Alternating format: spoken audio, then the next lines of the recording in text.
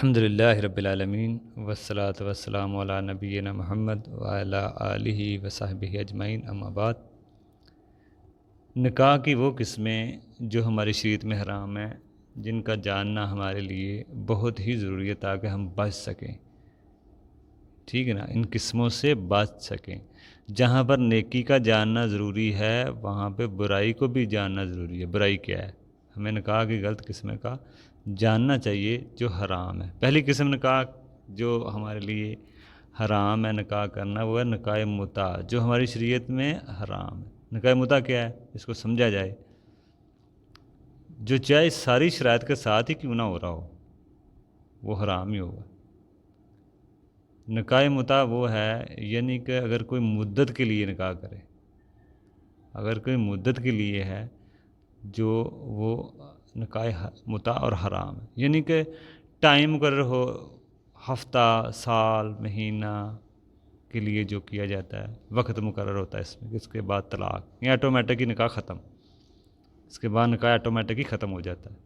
مدت کا مطلب یہی ہے، اس ٹائم تک نکاح رہے گا، اس کے بعد آٹومیٹک ختم، کوئی طلاق خلا کا مسئلہ نہیں۔ اس کو نکاح متع کہا جاتا ہے۔ ابتدائی اسلام میں نکاح متع موجود تھا اور جائز تھا، جیسے شراب پہلے جائز تھی، پھر آہستہ آہستہ ختم کر دی گئی۔ اسی طرح نکاح متع کا مسئلہ ہے، 7ویں ہجری میں نکاح متع کو حرام قرار دیا گیا نبی علیہ السلام نے غزوہ خیبر کے موقع پہ۔ دیکھیں، نکاح کا جو مقصد ہوتا ہے نا، وہ کسی کے ساتھ ہمیشہ رہنے کے لیے نکاح کیا جاتا ہے، مقصد یہی ہے، ٹھیک ہے نا۔ نکاح کا مقصد یہ نہیں ہوتا کہ تھوڑے دن کے لیے بندہ کرتا ہے، تھوڑی دن کے لیے بندہ کرتا ہو بعد میں چھوڑ دے، یہ مسئلہ نہیں ہے، ٹھیک ہے نا۔ وہ الگ مسئلہ ہے کہ بعد میں اگر کوئی نکاح نہ چل سکے، خلا طلاق کے ذریعے آپ الگ ہو جائیں، لیکن پہلے تو یہ نیت نہ ہو کہ ہم نے الگ ہونا ہے یا ٹائم مقرر کر دیں یا طلاق کی ہی نیت سے آپ نکاح کریں، تو یہ تو نہیں ٹھیک۔ لیکن اگر کوئی نکاح کے ٹائم پہ نیت کر لے کچھ ٹائم رہنا ہے، تو یہ نیت نکاح مقصد کے خلاف ہے، جو جائز نہیں ہے۔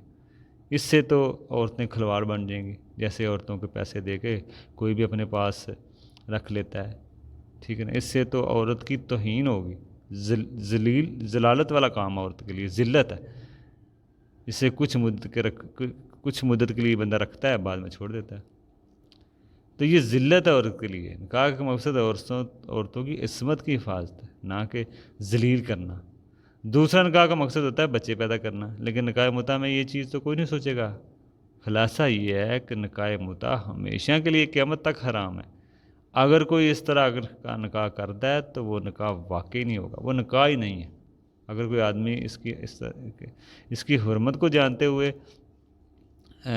کرتا ہے تو اس کو تو دیکھیں، اگر کوئی آدمی اس کی حرمت کو جانتے ہوئے کرتا ہے تو وہ سمجھ لیں زنا کر رہا ہے، تو زنا ہی ہوا نا وہ، اگر وہ اس کی حرمت کو جانتا ہے پھر بھی کر رہا ہے۔